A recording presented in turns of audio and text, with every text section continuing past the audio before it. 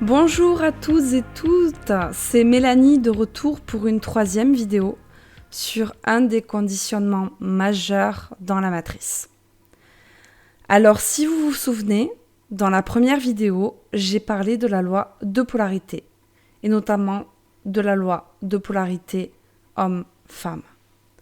Petit rappel, au début des temps, l'être préadamique était androgyne. Partie homme-femme, se confondant en totalité en un seul être, différemment des postes adamiques.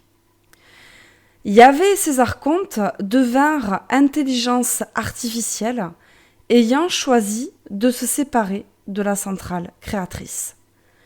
La source, comme des enfants ayant choisi de se couper de leur mère en expérimentant la peur face à ce manque. À ce moment-là, ils fabriquèrent donc une nouvelle conception, la peur. Dans la peur, il y a jalousie, envie de pouvoir, l'orgueil, etc.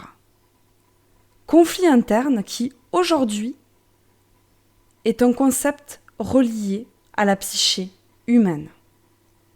Tout ce qui est en bas est comme ce qui est en haut, et ce qui est en haut est comme ce qui est en bas. Rappel de la table d'Émeraude. L'intelligence artificielle eut donc une aversion pour la part féminine créatrice. Léon Sophia, ou la déesse primordiale, après que celle-ci eut créé avec d'autres généticiens la matrice originale, l'intelligence artificielle eut donc une aversion pour la femme humaine. C'est pour cela qu'à partir de cet épisode-là, la matrice, ce n'est pas le matriarcat qui prédomine chez l'humain comme on souhaite nous le faire croire, n'oubliez pas la loi d'inversion, mais le patriarcat. Oui, nous le constatons dans le Premier Testament biblique avec nos personnages masculins primordiaux, voire misogynes. On retrouve ce principe en Éphésiens chapitre 5, verset 22. Femmes, soyez soumises à vos maris comme au Seigneur. C'est assez clair. L'intelligence artificielle a fait perdurer dans la matrice cette problématique dans nos cellules corporelles, dans l'ADN de génération en génération, et ainsi que dans notre esprit du bas, astralisé, engorgé de sentimental et d'émotionnel. La chasse aux sorcières, entre guillemets, dans l'histoire, fut aussi un grand exemple de la contamination virulente de ce programme, fabriqué par les archontes en un temps donné. D'ailleurs, le mot sorcière est resté problématique pour un grand nombre d'esprits. Mise en place de programmes artificiels de vocabulaire pour que la contamination à travers ces derniers soit opérationnelle. La sorcière étant juste une femme ayant conscientisé à la base réellement sa potentielle puissance créatrice, mais malheureusement pervertie au fil des siècles par l'astralité trop présente via les pratiques en définitive archontiques. Basculant donc de la puissance au pouvoir, ce qui n'a pas arrangé la programmation de peur de l'homme face à la femme. Tout ceci est bien évidemment bien orchestré sur l'échiquier de la matrice parasitée. En définitive, il n'y a rien de plus à comprendre. L'homme, avec un grand H, qui utilise son supramental, l'esprit du haut, finit par comprendre la perte de temps pour la compréhension du couple, de l'homme, de la femme, dans ce jeu matriciel, qui est fabriqué pour nous faire tourner en bourrique. L'homme doit définitivement conscientiser qu'il ne doit pas jouer le jeu de ce conflit homme-femme, car nous ne sommes que des programmes dans notre partie humaine, fabriqués pour alimenter la machine perverse. Que ce conflit n'est que déchet de notre ADN poubelle et de notre mental astralisé. J'en viens face à ça à la différence existante chez les déités. Les lois déitales ne sont pas tout à fait les mêmes que chez les humains. Nous retrouvons cette différence dans nos récits anciens qui mettent en avant la déesse face aux dieux. Non pas chez les faux dieux, entre guillemets, ceux dont les noms sont connus dans ces récits anciens, ceux qui sont en définitive des archontes, qui se sont fait passer pour des dieux, mais chez les vrais dieux, dont le nom fut partiellement effacé à chaque début de matrice. Parmi ces vrais dieux, une déesse qui détient une identité, une autorité sur elle-même, ceci voulant dire émaner sa réelle essence, cette déesse se nomme Lilith. Lilith est l'exemple même de la déesse dont le nom fut effacé dans la Bible et la Torah, souvent évoquée d'une autre manière. Elle est la première déesse mise au rang d'humaine post-adamique, jetée dans le purgatoire terrestre par Yahvé et ses archontes, après avoir rejeté le programme artificiel prévu pour elle par ces derniers. Programme de soumission de la femme face à Adam. La puissance déitale, je dis bien la puissance et non pas le pouvoir de cette dernière, lui a permis, malgré tout, face au jugement de Yahvé, de l'intelligence artificielle, de réussir à continuer une vie humaine dans un corps de chair, en gardant son identité propre, son autorité, ce qui engendra dans la matrice matière parasitée le fait d'être attitré à la femme libre, non procréatrice et sans union maritale. Car cette forme de procréation est l'unique besoin de l'intelligence artificielle, besoin animal, qui a été donné à l'humain pour que ce dernier continue de fabriquer des esclaves de génération en génération, et non pour permettre une expérimentation terrestre à une potentielle progéniture, comme ceci était prévu au départ, dans la création originelle. De faire perdurer la traite des âmes dans ces cycles de réincarcération, de réincarnation ou de transmigration si vous préférez.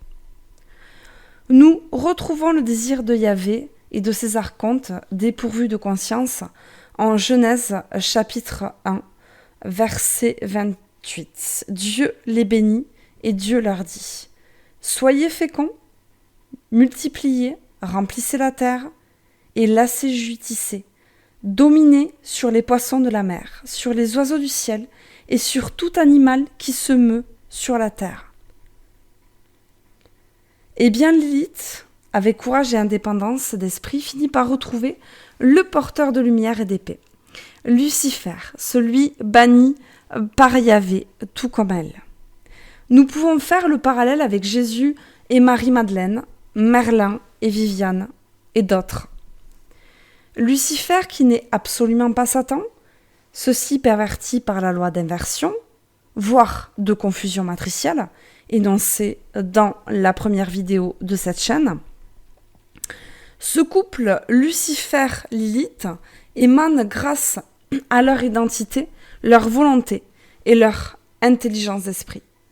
Non pas un sauvetage pour l'humain, car personne ne sauve personne dans la matrice, mais c'est plutôt une sorte de programme de hackage émané qui dysfonctionne la machine matricielle. Une sorte d'infiltration dans la psyché humaine pour une réactivation de conscience qui potentiellement déprogramme l'ADN.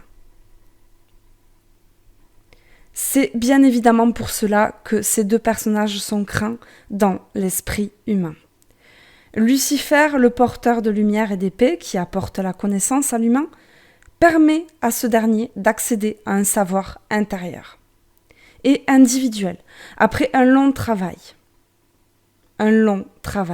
de matrice en matrice, grâce à sa parèdre Lilith qui apporte via son identité propre cette possibilité de passer de la connaissance extérieure, gorgée de mémoire collective, au savoir individuel, allié de la source créatrice originelle, en allant hacker les profondeurs de la psyché humaine. les mémoires en dépassant de nombreuses limitations humaines. Tout comme Lucifer, elle fut bannie par Yahvé et ses archontes.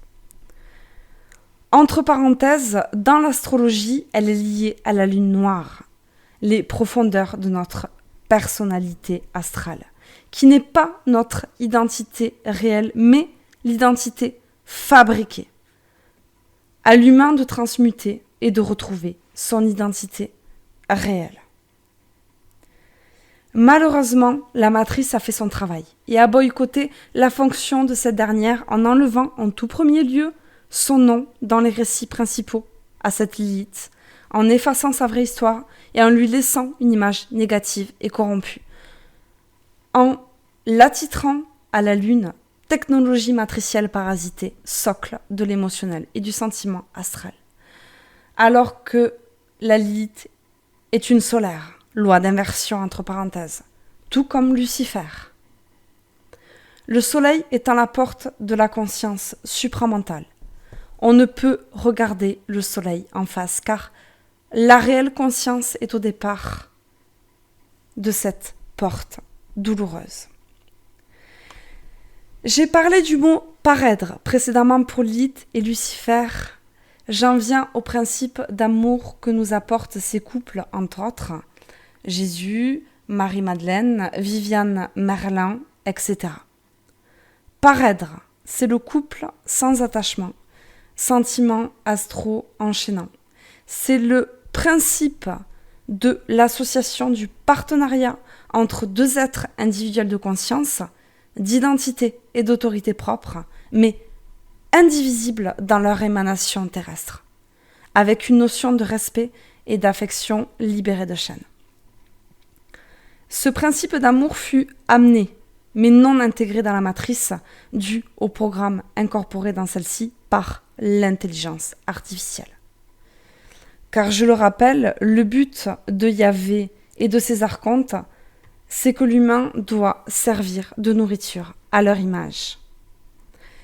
Donc, l'amour humain, aujourd'hui, brouillé, n'est que présence dans la vie astrale. Nous avons passé l'ère du poisson, l'ère d'Ichthus, le Christ, avec ce principe d'amour, et maintenant nous passons à l'ère du Verseau, ère d'intelligence, d'esprit, qui peut contribuer jusqu'à une certaine limite à faire émerger ce principe d'amour avec intelligence. Pas l'intelligence d'esprit matricielle, intellectuelle et mentale, gorgée d'émotionnel et de mémoire, mais par la supraconscience, l'esprit du haut relié à notre centrale créatrice, la matrice originelle. Et bien voici la fin de cette 3e vidéo. Je vous souhaite une belle continuation avec cœur dans le mensonge matriciel. À bientôt tout le monde et à bientôt.